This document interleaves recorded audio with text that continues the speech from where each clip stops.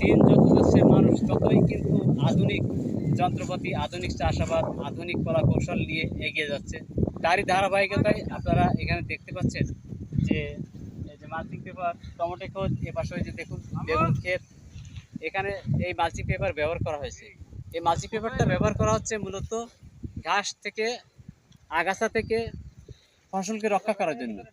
তবে আপনার সবজি জাতীয় যে সমস্ত ফসল আছে, যেমন বেগুন, টমেটো, ঢেঁড়স, এই জাতীয় যে সমস্ত ফসল আছে, এই ফসলগুলোতে কিন্তু মাল্টি পেপার ব্যবহার করলে আপনার একদিকে যেমন আগাছা থেকে রক্ষা পাওয়া যায়, আর এই আগাছা উপড়ানোর জন্য বা নিড়ানোর জন্য যে শ্রমিক খরচ, সেই শ্রমিক খরচটা থেকে রক্ষা পাওয়া যায়। এছাড়া আপনার যে জমিতে মালচিং পেপার না দেওয়া হয়, এই জমিতে আপনার ফসলের উৎপাদনের জন্য আপনার অধিক পরিমাণে সেচ দেওয়া লাগে।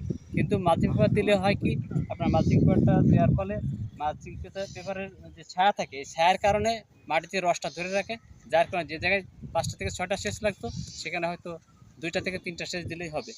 এছাড়া বিভিন্ন ধরনের পোকা মাকড়, রোগ ব্যাধি ইত্যাদি থেকেও ফসলকে রক্ষা করে থাকে। এখানে দেখতে পাচ্ছেন যে টমেটো গাছ লাগানো হয়েছে, আর টমেটো গাছ বড় নাই হতেই এখানে কিন্তু ঘাসে ঢেকে যাচ্ছে। এই ঘাস থেকে রক্ষার জন্য আপনারা এখানে দেখতে পাচ্ছেন যে মালচিং পেপার দেওয়া হচ্ছে। এই টমেটো গাছগুলো আগেই লাগানো হয়েছিল এবং ওর যে একটা স্পেসিং ছিল মাপ, সেই মাপ অনুসারে এই যে পলিথিনগুলো ছিদ্র করা হয়েছে। মালচিং পেপার সারি থেকে সারি হচ্ছে 60 সেন্টিমিটার, আর এক গাছ থেকে আরেক গাছের দূরত্ব হচ্ছে 40 সেন্টিমিটার।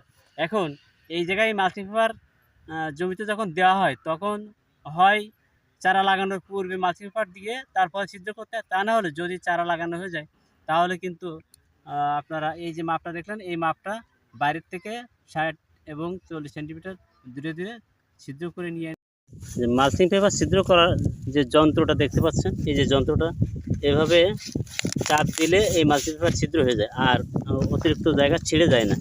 আর আপনারা এখানে যে দেখতে পাচ্ছেন 40 সেন্টিমিটার দূরত্বে দাগ দেওয়া আছে, এই দাগ অনুসারে তারা ছিদ্র করে যাচ্ছে। এইভাবেই কিন্তু মাপটা সঠিক রেখে ছিদ্র করতে হবে।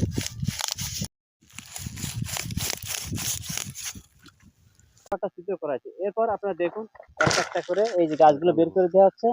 এই যে দেখুন এখন এই গাছগুলো বেরিয়ে যাবে, আর আপনার পুরো মাটিটা ঢেকে যাবে। এরপরে এই পাশে যে আপনার কোদাল দিয়ে মাটি দিয়ে ঢেকে দেওয়া হচ্ছে, এভাবে ঢেকে দিলে এর ভিতরে বাতাস ঢুকতে পারবে না, আলো পাবে না, যার কারণে আর আপনার ঘাস জন্মাতে পারবে না।